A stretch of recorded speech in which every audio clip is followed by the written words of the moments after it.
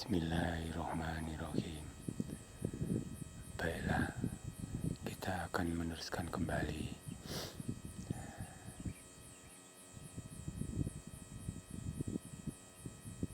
membahas tentang tafsir Jongko Joyoboyo. Di salah satu suratnya ada yang menyatakan anak sulung dari Harimurti. Siapa Harimurti di sini? Kalau di dalam kitab Hindu, Harimurti disebut sebagai dewa kegelapan. Karena saya orang Islam, di Al-Quran tersirat kata Nahari. Artinya bahwa Harimurti adalah dulunya seorang pertapa, juga seorang brahmana. Nah, kenapa di bait itu dikatakan sebagai anak sulung? Artinya dia punya beberapa saudara. Dia punya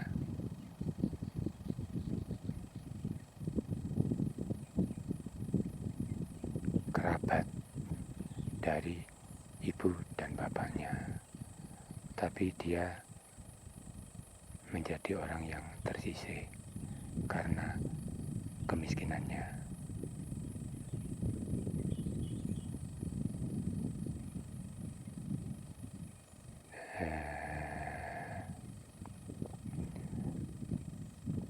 Untuk bait ini saya cukupkan sekian saja.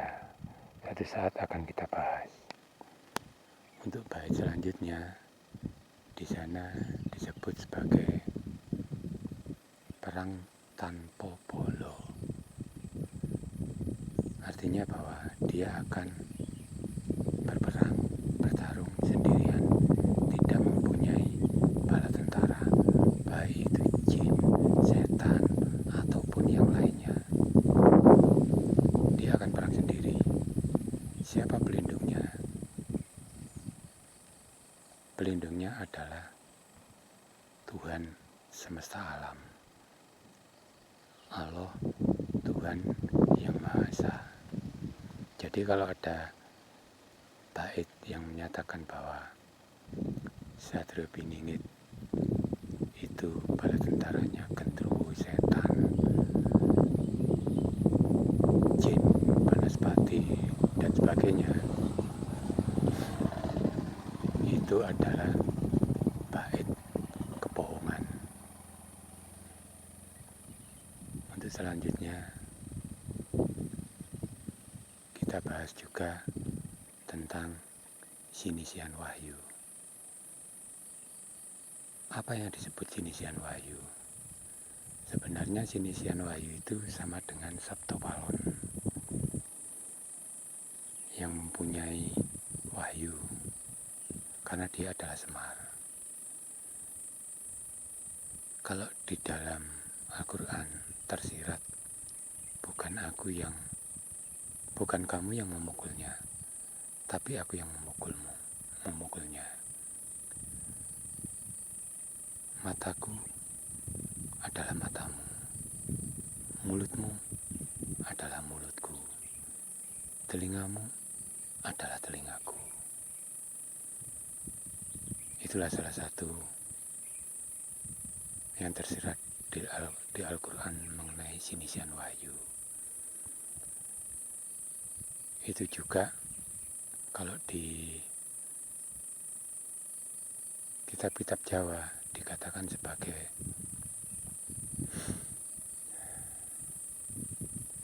manunggaling Gusti marang kawulo, bukan manunggaling kawulo marang Gusti.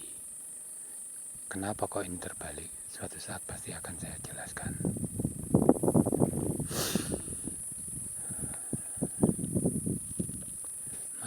soalnya saya sambil mengingat-ingat bait-bait yang ada di sana.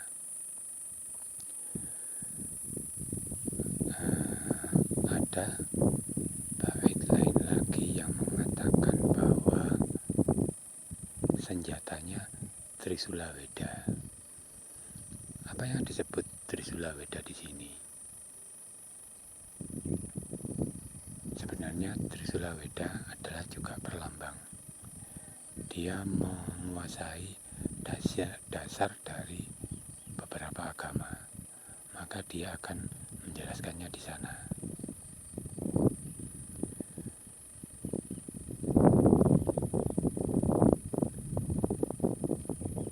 Dari sanalah dia akan meluruskan berbagai macam bentuk agama, tidak untuk memaksa memeluk agamanya, karena dia beragama Islam. Hak manusia itu sesuai dengan keyakinannya sendiri-sendiri, jadi tidak ada paksaan untuk beragama.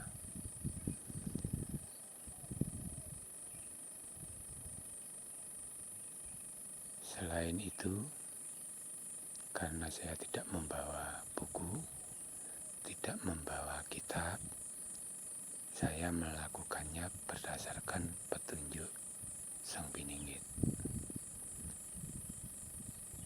Karena saya juga bukan seorang ahli kitab.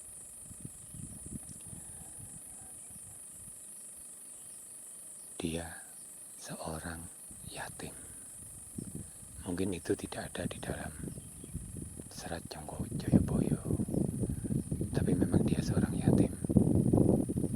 Ibunya meninggal pada saat dia berusia 12 tahun.